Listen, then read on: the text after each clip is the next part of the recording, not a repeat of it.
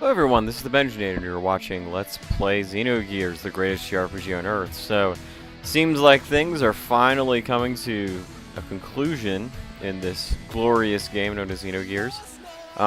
We have seen that Faye has regained his sense of identity, let's put it that way.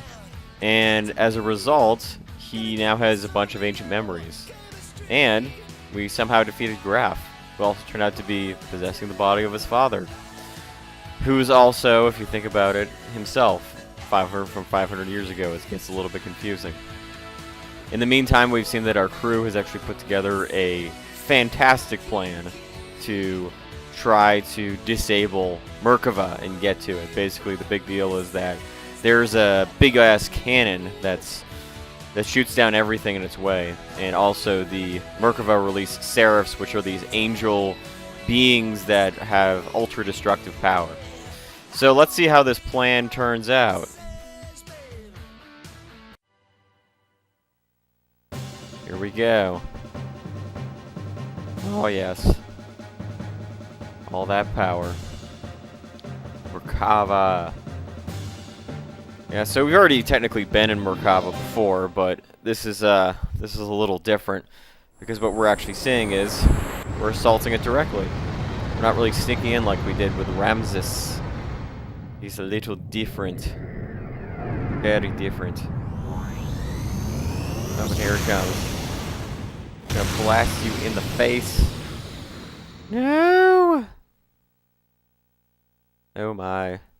Oh my indeed.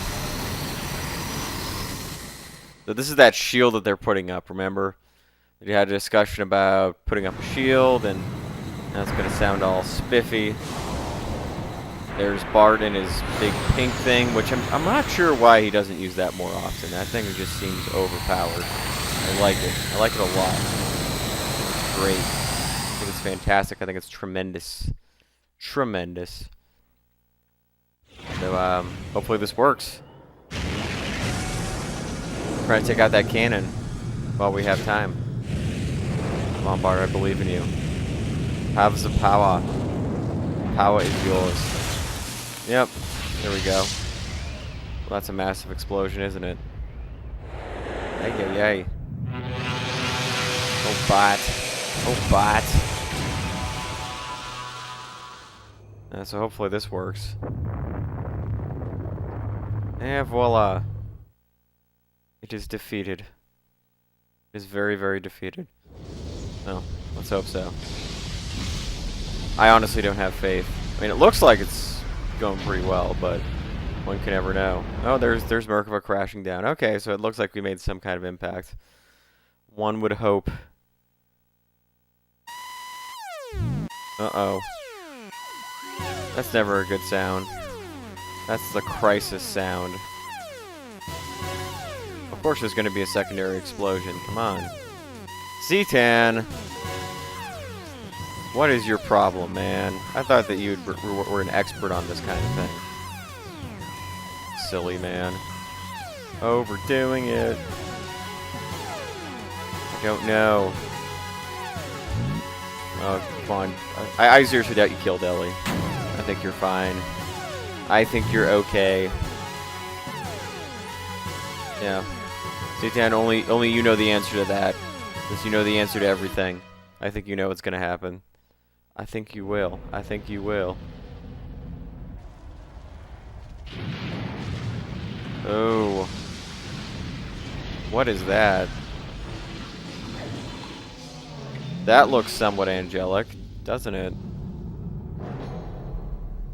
Oh, baby. Oh my. Oh me, oh my. I'm not even actually sure what that is. But it looks dangerous. It's turning everything to stone. That can't be good. That cannot be good. Well, there we go. So I guess we did something to Merkava. Not sure though. Guess we'll find out. Oh boy. Well, that's the thing we haven't heard for a while. The Deo's final form. Oh, baby. Oi. Oi. Terraforming, huh? That's what they call it. I remember doing that in Sim Earth. You can actually turn, like, Venus into a habitable planet if you want. Alright. Time is running out. And so that's the last chair sequence you will ever see in this game. That is the last one. That is the final one. So what does that mean? It means that now we get to wander around. Alright, so here's me saving. There's a goat. Because, you know, goats are special like that. And so this is actually the first time that we get to walk around and talk to some NPCs. Isn't that awesome? So just to give you guys kind of an idea of where exactly we are, we're essentially in a piece of... I just gotta refill my Omega Souls. There we go. We're essentially in a piece of Shevat, like a section of Shevat that got shot down. It doesn't really talk about it a whole lot, but because, well, this guy is kind of bringing it up. Everybody's working together because everybody's almost dead. Like, the countries that you now know don't exist anymore. And Shevat got shot down from the sky. Like, quite literally it did. It used to be floating around, as we all know. It was the land that we knew and loved, but now it seems that Shevat is... It's in a bad place, man. It's in a very bad place. Alright, so all these people will sell you stuff. And there is a gear shop here. Okay, so these weapons, you can get them if you want. I get like a Thor's Thunder, just because. And again, I should have gotten more ammo for Billy, which I do later. But for the most part, there is a gear shop here, but you don't want to get the stuff that's there. And there's a very specific reason why. Because there's going to be another gear shop in a different place that has much better stuff, and it is expensive as all hell. So you want to be able to save as much money as you possibly can. So you can just get... I do this a little later. I get behind that counter. You can walk in that back room, so to speak. And I don't know if you noticed earlier, but I actually did head out of the facility. I just came right back in, and I kind of edited out the footage where I go out and go back in. So you can leave this place. There is a door out. But yeah, we're just kind of wandering around, talking to all the NPCs. So this is where Faye was held. Remember? He was frozen in Carbonite, and there's the hole there that he was. He's long gone. Yeah, man. When I was id, I got to do some serious damage, you know. Of course, now I'm unified. I'm fully formed. I am Faye, the Almighty, the Ancient, the Contact. Oh yes. So these are rooms that kind of. I don't think we actually got to explore when Shevat was still whole. And so this is the Carbonite device that we saw. He's basically kind of regretting the fact that he has to use this at all in any way, shape, or form. Well, fortunately, Faye's tenure in Carbonite was quite small. It wasn't something that lasted a whole long time. That's for sure. That's for damn sure. Yeah, so I'm actually... I don't know if I mentioned this before, but I'm actually testing out not a new mic. This is the one this is what I call Mike's mic, named after my loyal partner in, ActRaiser in Final Fantasy VI, Mr. Mike. I'm just trying out his microphone. I actually got a third one the other day, and it's one of these like crappy Logitech ones, and I tried this with my friend Lauren for a Let's Watch that I'm going to be putting on YouTube pretty soon. And it's a piece of garbage. The sound just not very good. If you guys are ever deciding to do LPs, or just like if you're on Skype, or if you need anything that requires a headset, do something a little better than a Logitech one. Don't go for the Logitech ones. They're incredibly cheap and they're not very good. I mean, the one that I'm using right now is actually at a lower cost than the Logitech one I picked up, but it works a hell of a lot better. I just decided to do it up for a change. It's a little easier on your it's a little bit easier on you, because the one that I normally use is this like I forget what the brand is, but it's this really nice blue headset. I've been using it for years. That's been kind of my standard microphone. And it's nice. It's got the full, like, kind of foam speakers, and, you know, everything is very, very loud when you listen to it, which is great for testing sound. But this one just has these nice little, like, you know, foam pads, and it's easy. Tremendously lonely. Anyway, back to the game. I'm sorry, I got off on a tangent. So this is basically just kind of become like a refugee house for the most part. As all these people are here, and they're kind of dealing with the fact that, you know, their homes, their nations, their whatever, just none of these places really exist anymore. And most of the Solarians are gone. As you remember in a couple videos back, it turned out that they had largely turned into weapons and were kind of mutated in that regard. So they're having like a discussion right now of having, like, we already know what our plan is for the most part. But the thing is that they're having this discussion about how to, you know, face Merkava and to get inside. Which, of course, is a tall order at this point. It's not easy. It's definitely not easy. Yep. We are those people that can change fate. We're the only ones that have the power. Everybody else are just kind of, they're sitting ducks. But, you know, with the power of the Omnigears, with the power of Fae, the Contact, and the power of Xenogears, we should be able to do it. Yeah, so this is kind of a nice little thing. They got a Kislev soldier and an Ava soldier sitting right next to each other. They've realized that they've been fighting for the wrong cause for a long time. Well, I guess it helps when your nations don't technically exist anymore.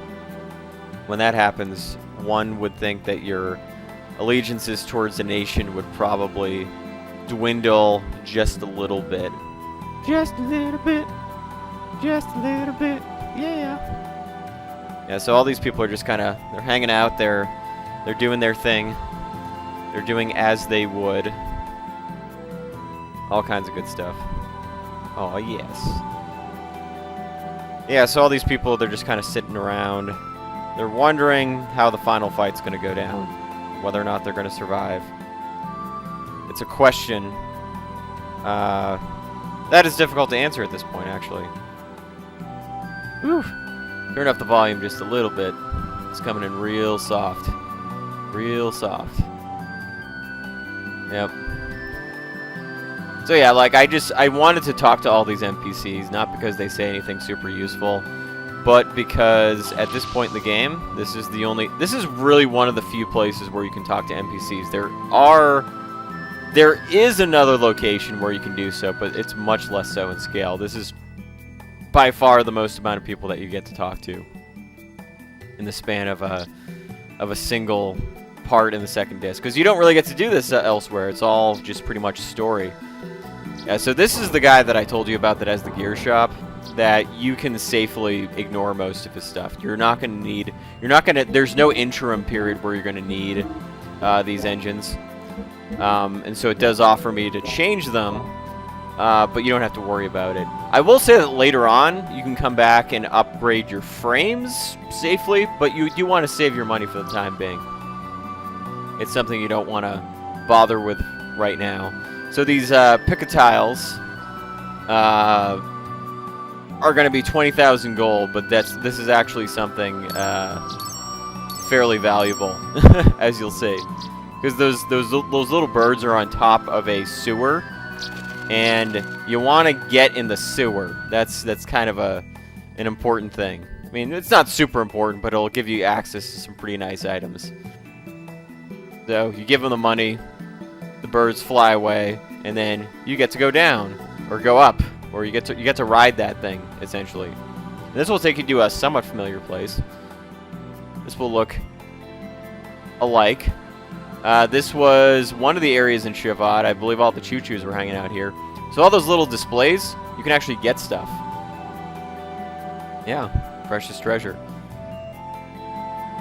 Yeah, I think he's... I have a feeling that he's hanging around somewhere. I don't remember actually seeing him. The hero costume, that's yeah, Hercules ring, that's all good stuff. And you'll see their functionality later on. But the hero costume is basically just extra armor, which is pretty cool. And the Hercules ring, I believe that ups the amount of EXP you get per battle. I guess we'll see. Yeah, see. And the hero costume is just plus 36, so you might as well put it on Faye. Because you are going to be, if you do want to get some more of the death blows in this game, you will be fighting on the ground for a little bit. I mean, at this point, you can actually go from now to the end of the game without ever fighting on the ground. When at any point is that you can just skip the whole thing, but we're not going to do that necessarily.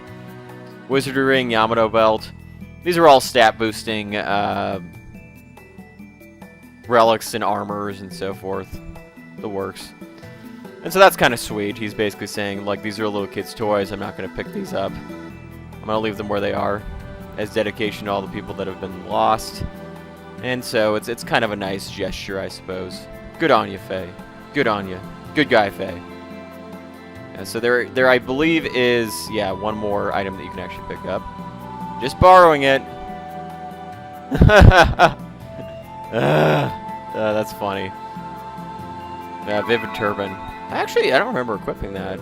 Speed Shoes also gives you higher EVA rate. So, yeah, these are items that you can pick up at the end of the game that give you probably the most. Well, they're the biggest stat boosters that you'll see in a long time. So, if you can pick them up and you can use them, that's absolutely fine. There are some places that you can fight on the ground, but bear in mind that the real important stuff at this point of the game is going to be gear upgrades, and you're not going to find them here. So where will you find them? And what's left of our glorious world in the second disc of this game? Find out in the next episode of Let's Play Xenogears. This is the Benjinator. Thank you guys for watching.